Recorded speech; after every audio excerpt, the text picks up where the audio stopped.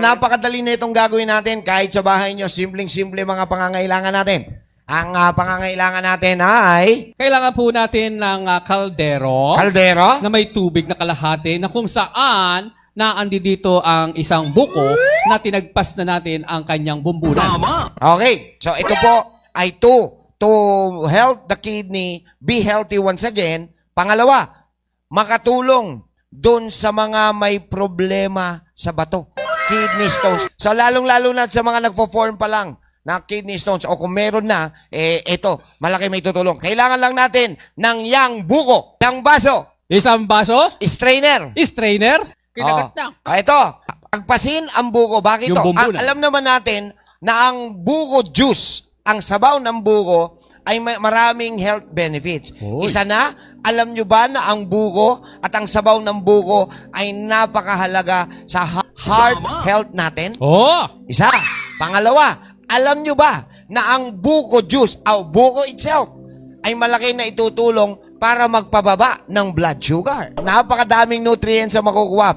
Contain powerful oxidant. At yun, meron po siyang antioxidant na kung saan nare-repair niya po, natatanggal niya ang oxidation process na nangyayari sa loob ng katawan na kung saan pag may oxidative stress ka, pwede kang tubuan ng abnormal cells na kung tawagin naman natin, cancer.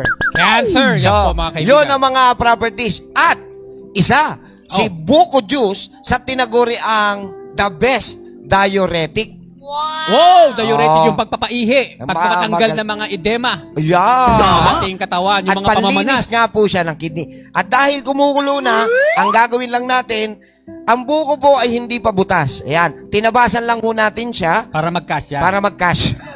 Okay. Tapos, Ah. ilalagay po natin siya sa loob. Habang kumukulo ang tubig, make sure na yung tubig ay nasa kalahati ng buko. Ilagay po natin ang buko sa kumukulong tubig. Usually, dapat pinakukuloan po ito ng 10 minutes. After 5 minutes, babalik rin naman natin yung buko. Bakit to? Baliktarin Kailangan lang po natin painitin ng konti yung sabaw ng buko. Bubuksan na natin yung mismong loob. Okay. So, kailangan Ngayon, natin ng strainer. sasalain natin. Isinali natin. Medyo palamigin lang ho natin ng onte. Yan. Naku, mararamdaman nyo. Mainit-init pa po siya. At syempre, pag medyo malamig na, ito po ay dapat nating inumin one buko, yang buko, at night before sleeping. Gawin nyo lang po ito ng 3 So, 4. sunod hanggang 4 na gabi. araw. At mapapansin nyo pag ihi nyo, parang milky yung ihi nyo. Yun yung sign na na-dissolve na yung kidney stone nila. Yun.